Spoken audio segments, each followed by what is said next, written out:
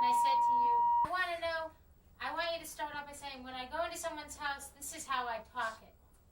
Well, let's talk about why you don't want in the union. Why don't you want in the union? That's what I would like to know. I'm not going to ask you to join the union. I'm just asking you to help me out. Would you help a neighbor? Now, if you'll help me out just a little bit, then I can be in a position to where I can help you. How can you help me? I said, well, if I make a little bit more money, you're helping me, ain't you? And if I make a little bit more money, then you can probably get a hold of some of my money. Huh? If I got just a little extra there, wouldn't you like to have a little extra money? Well, all of us stick together there. We got a big crowd. It's like an army, the union is.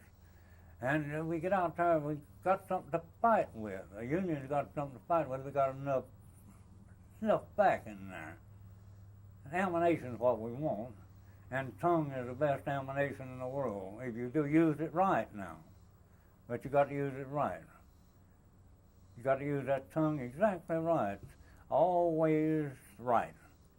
And if you use it right, you're all right. But if you use it wrong, you've made enemies.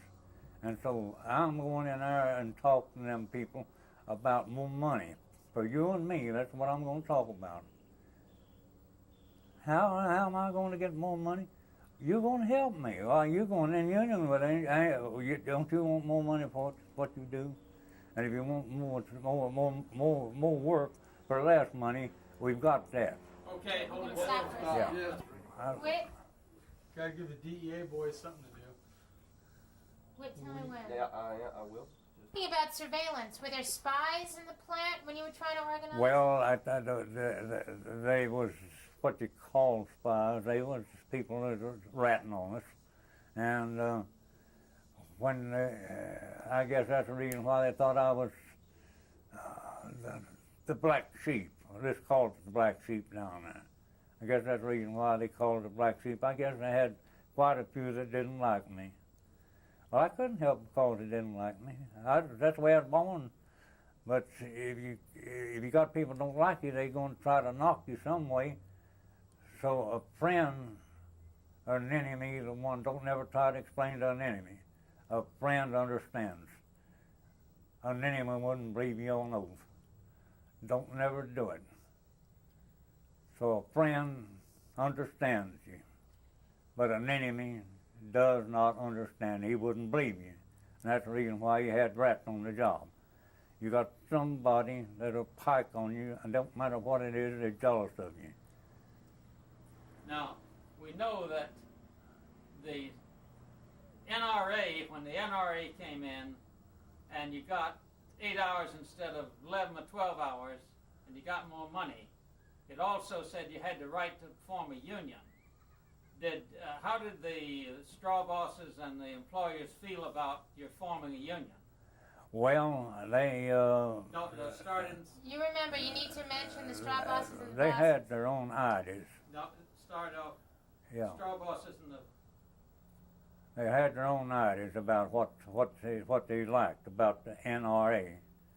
Well, there's some things I didn't like because they'd cut your wages down there to $12 an hour, $12 a week, $2.40 a day. That was a limit there. At $2.40 a day, they took advantage of that. Any kind of law that was passed, they was taking advantage of it, and they knew how to do it. So they guarantee you $2.40 a day, $2.40 a day. It was $12 a week. Now that was for everybody? That was for everybody. No, okay, let's start over and say that again, that when the NRA came in, the company took that $12 a day and made it the same for everybody. Everybody, yeah. Start again and but say the that. fixers, they handed them up there. Sorry. They handed them up there probably $2 more on the week there, yeah, for the company. You had to be extra good. You had to show a job there. Okay, so I'm going to ask you now. Yeah. When the NRA came in, what did the company do with the new codes from the NRA? And please mention the company when you explain the wage.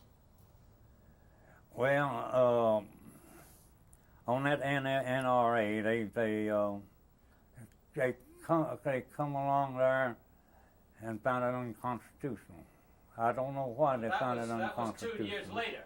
Yeah. That was 2 years later. That's 2 years later they So we found want it to start back and unconstitutional. say, the company, when the NRA came in, Okay. Yeah. Start again. when the NRA came in, Yeah, when the NRA come in, the company absolutely didn't like it because it's trying to tell them what they wanted to do. Okay. Sometimes nobody can't stand being bossed because that is American belief. A pursuit of happiness is the way you and me live, under the pursuit of happiness. You've got your way, I've got my ways. You got your thoughts, you got your belief, I've got my belief. If you make your money, you've got the right to spend it the way you want to. I make my money, if I make it honest, I won't spend it the way I want to. That's nobody's business what you do, as long as you're in the law. As long as you provide that. To do with their money? They didn't like to give me any more money. They didn't want to. You know, I was the person paid $1 an hour in this neighborhood here. I was the first in this neighborhood to pay $1 an hour for labor. They come to me and told me that I was running labor here, but I had them on my side. And I got the work out of them too. And if I went out on a job and I had 100 foot of ditch to dig, I had 2 men there, say, boys, when we get that done, I want it 8 inches deep or 10 inches deep or 12 inches deep, we go home. If it's in 6 hours, you get 8 hours for it. If it's 5 hours or 2 hours, you get 8 hours for it. Don't worry about it. They got a couple of hours every time. We always left at 2 o'clock. That's the kind of guys that I like to work. Somebody will work. I always liked a guy who would work. If you don't work, you don't eat. That's business. I know in the facts that I had a cut coming there because I was making a little bit more than $12 a week in North Carolina. And when I went out to work over there, they had me down there at $12 flat across the board. That was the cotton mill over there in North Carolina. $12. I don't know why they didn't like it, but I didn't like it as much as they did. I didn't like it. I wanted to, if you know something other, sell it for all you can get out of it. If you got a college education, take 2 months there to take a salesman education to sell that what you learned. okay, now, after the strike, what happened to you? Just say after the strike and then tell me what happened. Well, after the strike there, I went out on my own. I had to make jobs. Sometimes I had plenty of time now to learn what I learned. I was a concrete finisher. I was a patcher on plasters. I was a roofer. I was a sheet metal man. I was a brick mason. Here's my brick around here to prove it. On this house to prove it. So finishing the concrete on the porch there to prove it. And I had plenty of time to learn on the other person because I wasn't eating them down in the dog's trough there, taking their money for nothing. I'd give them $1's worth for $1. Okay, now, do you know why you had to leave the job? Explain that. Why I had to leave down there? Well, Gorman called a nationwide strike, and we come out there. I don't know what we were striking for. I never did find out what we were striking for, and to this day I don't know what we struck for. But he called a nationwide strike there. Roosevelt said put them back to work and that without discrimination. He didn't do it. There wasn't a one of them took us back. They didn't send to the house or call us. Your job's waiting on you. I wound up in North Carolina. And when I come back here, I went out on my own. I made jobs for myself. Now, where did other people go who got blacklisted like you? Well, some of them went to North Carolina. Other people who got blacklisted. Yeah, went to North Carolina. No, other people who got blacklisted. that got blacklisted. Some of them went to Virginia, up in Virginia. I had one brother went into Virginia. He stayed up there at out from Newport News there for 30-something years away from Knoxville. He was working for the Masons.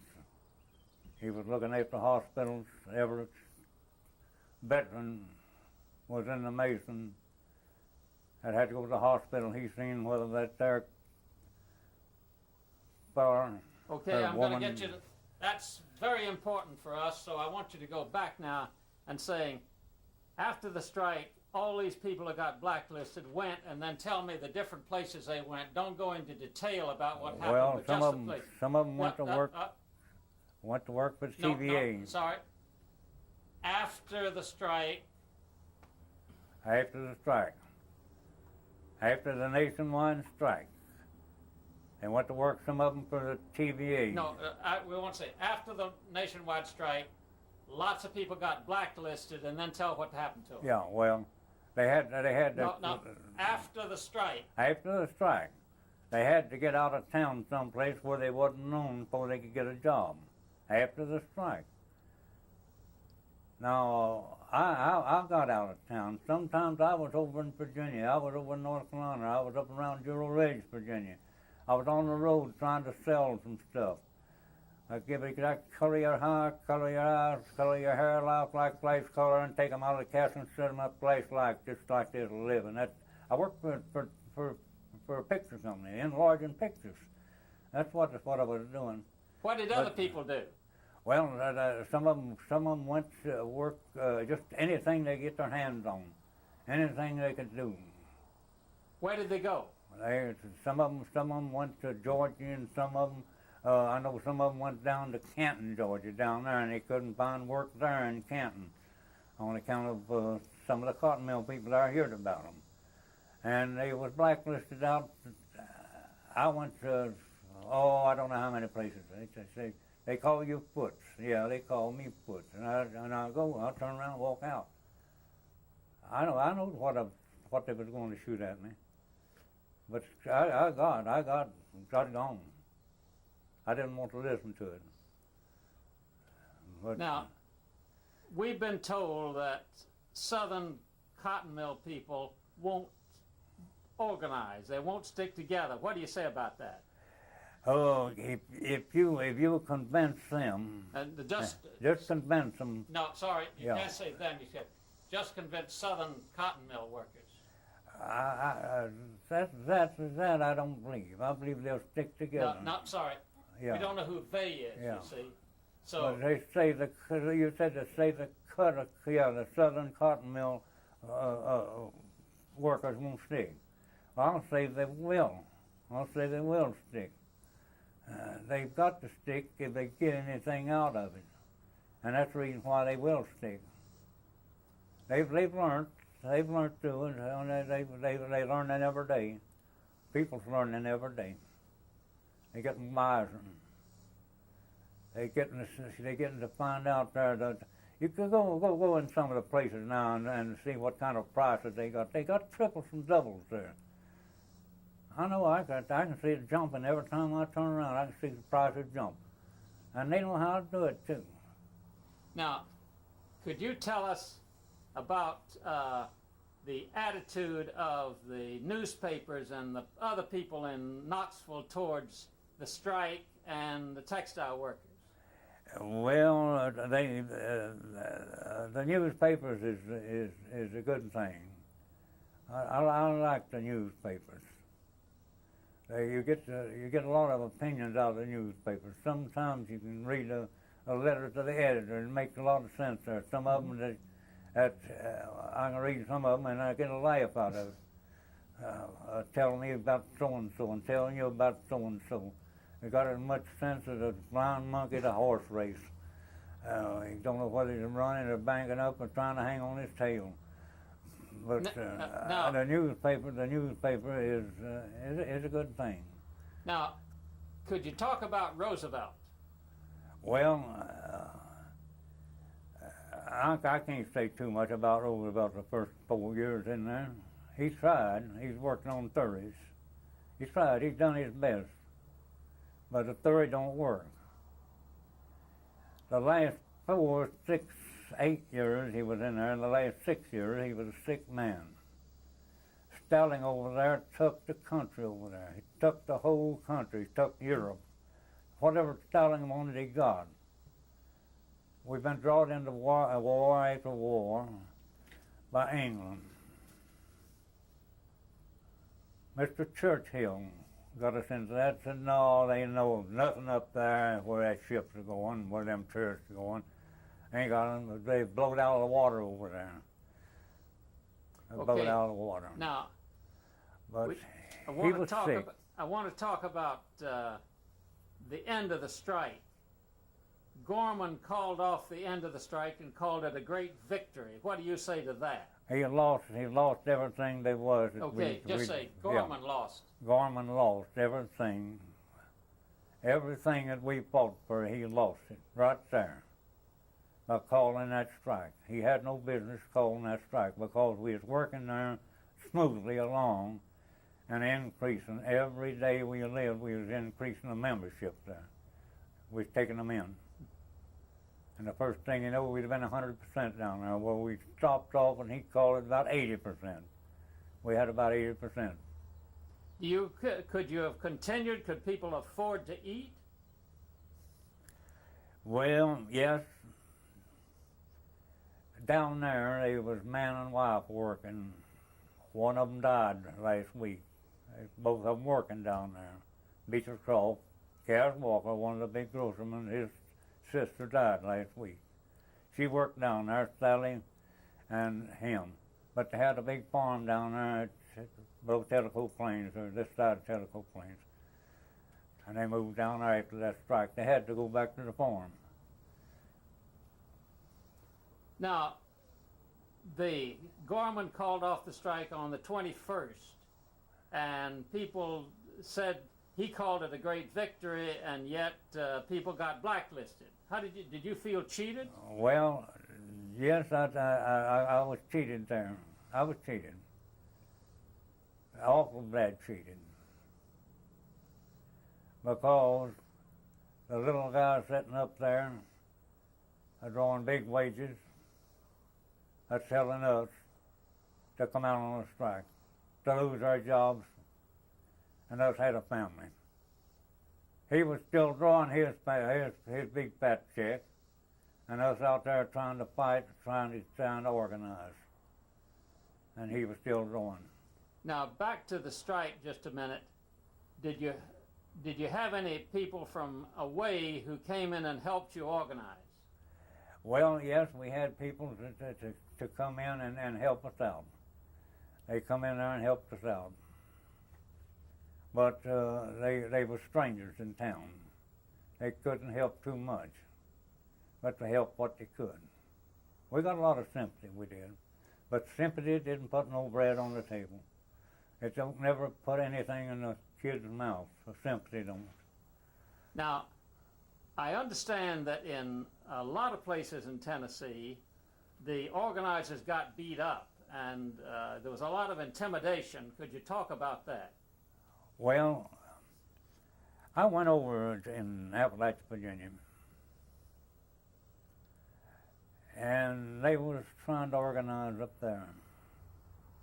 The miners was. That was 1935. I was picturing around that time. I couldn't take a talking picture, but I almost made it talk. We were trying to organize that mining place up there, over in Harlan, Kentucky, over across the mountain.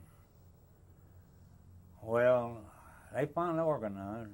They finally got some of them over there, and some of them went in over there and joined the Union in Appalachia, Virginia. And they got the charter over there at Harlan. And Harlan's a little rough, too. Harlan, Kentucky is a rough town. Was there any rough stuff around here?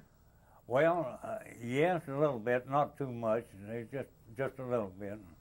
Sometimes you come face to face and hand to hand with them, I had one guy to come out to my house, and he asked me, he said, did I call him a bad name? I said, no, I just called you what you was, scab, and that was it. And he turned around and walked off. I said, that's all I said now. You're just a scab.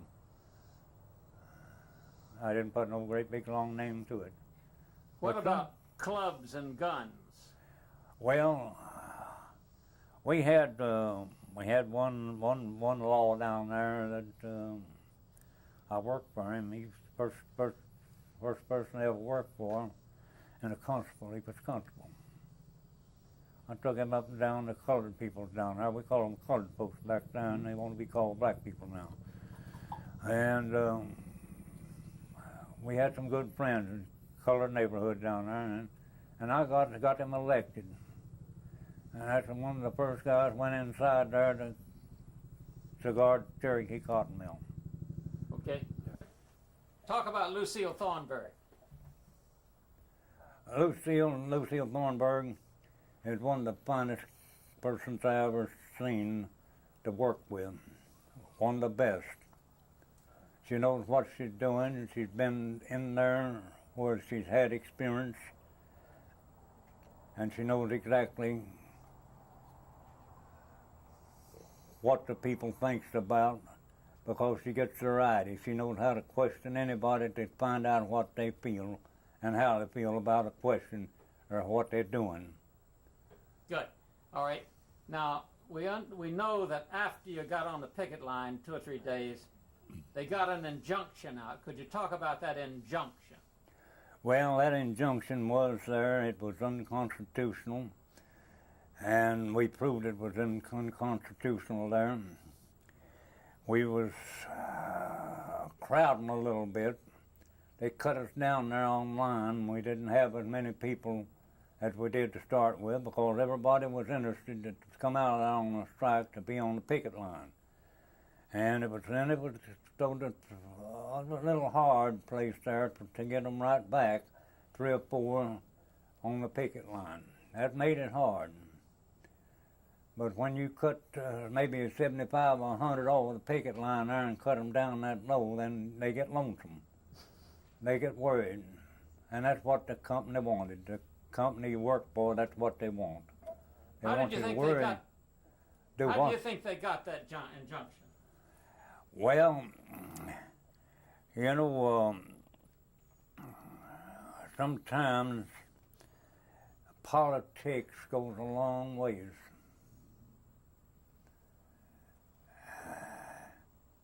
I've worked both ends against the middle. I guess you know that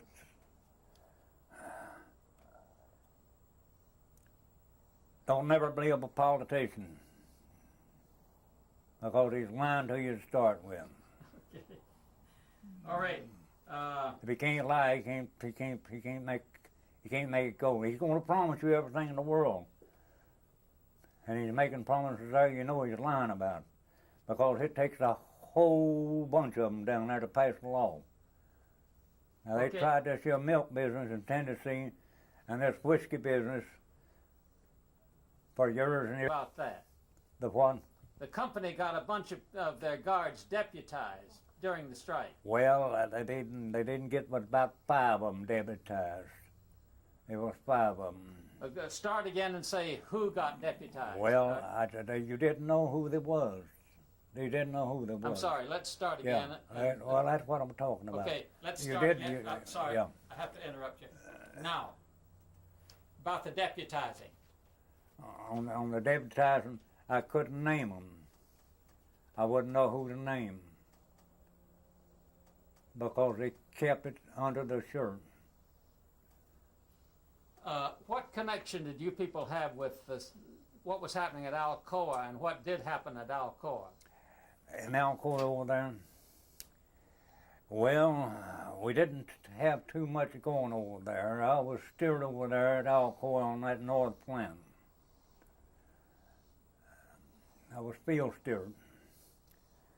We had them over there where they'd come in there on a permit and work, and it was my job to go around and get $10 until they paid out on their initiation fee, and then collect their dues, or they'd bind behind with the dues. And they got every dollar of it over there on the hall on Friday night. I'd collect him. because I attended Union Hall, local number 50, every Friday night. Now, we've been told that during that early strike, somebody ran off with, some union official ran off with some money. Could you talk about Yes, a that? fellow by the name of Bill Bates from Alabama. From down there, he was a little short guy. Now you've heard of shovel-billed cats, ain't you? Well, they said he caught a catfish that long. That's bill and all. The bill was that long and the catfish that long. Did you ever fish in one of them Alabama streams down there? Well, Ask the boy from Birmingham over there, where's he at? all right. Let's go back and talk Yeah. about that. Just say that during that first, somebody ran off with some of the money. Yeah, well, that was Bill Bates. I didn't care to tell you his name because Okay. Okay. I didn't care to tell you his Okay. name. You Yeah. don't have to tell me the name. Yeah. But we've heard a lot of rumors about that, and Yeah. people say that's why I didn't like the union, because Well, somebody ran off with the money. It was our fault. That was our fault. We Just, elected just- him. We elected him. It's Sorry. Yeah. Start off and saying, this guy that union official that ran off with the money, it was Yeah. our fault. Yeah. That Just say- union official run off with our money. It wasn't our fault. It was our fault. Because we elected him and we didn't check on him. We didn't put him under a bond. So he had a right there to run off with. He thought we'd give him that money, I guess. If I'd run off with it, that's what I'd said. They give it to me. Now, how did that happen? Well, it happened on one weekend. He took off on weekend. He had 2 days there to get lost. But it wasn't much of it, $500. A little better than $500. He wasn't no rich man. Now, you were saying inside the House that that first strike proved that there was a lot of strength for the Union. Could you explain what you meant? And remember, Well, you want my question and your answer. That first strike down there in 1933, we had the weave room closed down. We didn't ask the card room, didn't ask the spinning room, and we didn't ask the winding room to come out with us. We knew the weave room would close the mill down because when they filled the bobbins, they didn't have any more bobbins to put the yarn on. And it took about 2 days there to fill the bobbins up there on the roping and the spinning room. So they had to close it down. So we won there on that first one. How did it make you feel? Well, we felt good about it. The whole crowd of weavers felt good about it. Because we had won 10% there, well, we won 20.5% there. And I talked them into going back for 10% and 2 weeks get another dime. So that'd give us about 20.5% there. Now, do you think that union means more than just wages and hours? Well, Just it remember, you means want to more. put my question. A union should mean more than just more money. It should mean a pride on your work. It should mean that. They've abused the union so bad that they can get by with anything now. You see, you got a discrimination in there. You can't work that. That won't work. If I don't work, I don't need no job. If I can't work, I ought to go to the hospital. And people ought to have to put me in a hospital that is working. If I have to go, if I'm not able to pay for it. Well, now, do you think that people were striking because of the way they've been treated by the supervisors? No, they were starved down there on account of that. Just say, yeah, I don't think it's because of the way they're treated by the supervisors, but yeah. I don't think it was the supervisors. No, it was absolutely the 40% that we was cut down there. That they was cut so much that there wasn't no halfway living there. because they already took half of the pay away from us. You take 40%, that's an average, well, it's an average half of it. Now, what was your toughest opposition when you're trying to form the union? And remember, you want to put my question in your answer. Well, when we was trying to perform a union down there, we'd have to explain to them what would be the advantage of the union and what they would do to specify to be a good union man. It's like the old guy that worked all of his life and went in the union, and they explained to him. He said, George, says, you're in the union now. Says, everything you do is